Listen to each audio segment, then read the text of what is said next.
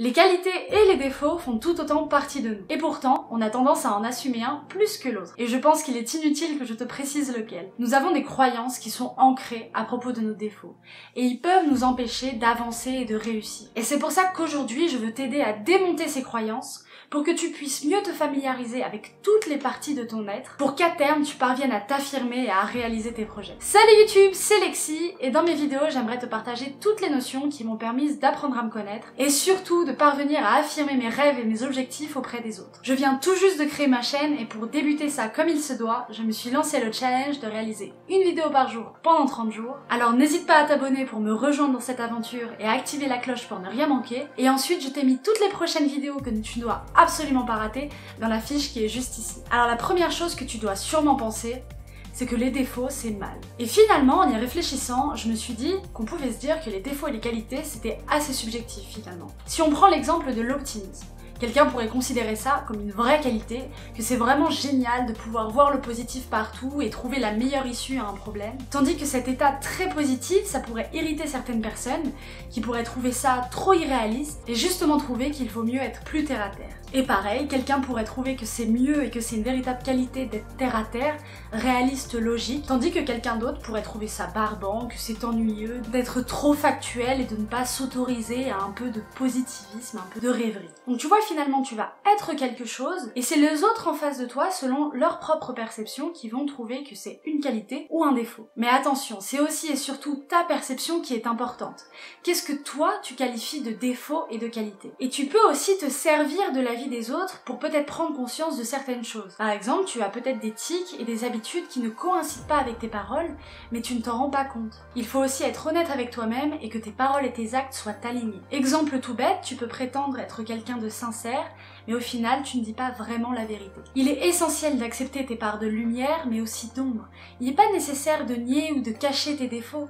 Ils sont là, tout le monde en a, c'est quelque chose de normal. Et si tu n'apprends pas à les accepter, ce sera comme un boulet que tu traîneras toute ta vie. Et la chose que tu dois savoir, c'est que tu n'es pas fondamentalement tes défauts. Et c'est justement en les acceptant que tu pourras te familiariser, découvrir toutes leurs facettes et ainsi, petit à petit, si tu le souhaites, commencer à les transformer. Et justement, ça nous amène à notre deuxième croyance qui t'empêche de grandir et de t'épanouir. C'est de croire que les défauts, c'est les défauts et que c'est comme ça que tu ne pourras rien y faire. Tu penses peut-être, je suis comme ça et c'est tout. Et à ça, je ne peux que te répondre oui, parce que tu es comme tu es. Tu as ton style, ta personnalité, et tant que tu es heureuse et que tu as réussi à trouver un équilibre avec toi-même, alors c'est parfait. Mais sinon, j'aimerais te dire que tu n'es pas tes qualités et tes défauts pour toujours. Ce que je veux dire par là, c'est que s'il y a quelque chose qui te gêne chez toi, quelque chose avec lequel tu n'es plus en accord, que tu n'as plus envie de ressembler à ça ou qu'on te considère comme ça, tu n'as pas à le subir. Tu peux évoluer, tu peux changer, tu peux travailler dessus. Alors évidemment, c'est pas quelque chose qui se fait en un claquement de doigts, ça prend du temps.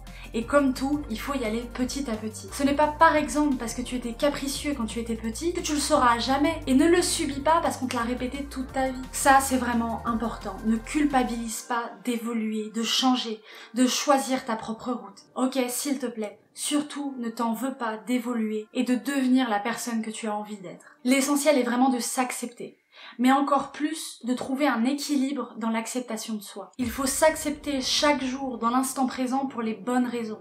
Il est inutile de te flageller parce que tu n'arrives pas à en faire plus ou parce que selon toi tu n'avances pas assez vite. Accepte qui tu es et où tu en es. Si tu sais que tu avances chaque jour vers la personne que tu veux être et la vie que tu veux avoir pour t'épanouir pleinement, c'est le principal. Mais n'accepte pas quelque chose chez toi ou dans ta vie par flemme de faire ce qu'il faut pour que tu te sentes bien. Car avec ça, tu ne pourras jamais vraiment réussir à t'accepter pleinement et à être pleinement heureux. Et tout ça, justement, ça peut s'apparenter à des regrets.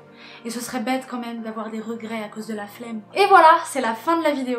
J'espère vraiment qu'elle t'a plu, qu'elle a pu débloquer des choses dans ta tête et te donner envie vraiment d'apprendre à te connaître et à te dépasser. Parce que quand j'ai fait des petites recherches sur cette vidéo pour voir ce qui se faisait à propos des défauts, ce qu'on pouvait apprendre de nos défauts, tout ça, je suis tombée uniquement sur des informations par rapport à nos défauts physiques ou carrément rien à voir, les défauts à ne pas avoir en entretien. Enfin, c'était vraiment que ces deux sujets-là. En fait, je me suis dit, mais c'est incroyable qu'on ne parle pas des défauts de caractère et qu'on ne nous apprenne pas vraiment à les comprendre, les accepter et pouvoir faire en sorte justement d'avancer avec, parce que comme je l'ai dit plus tôt dans la vidéo, On en a tous et on n'a aucune raison de les cacher parce que c'est le meilleur moyen de les garder en nous et le fait de ne pas les assumer, ils ressortent encore plus fort, enfin on n'apprend pas à les gérer, à les canaliser comme il faut. Du coup j'espère vraiment que cette petite vidéo, qui a sûrement été assez rapide, mais j'espère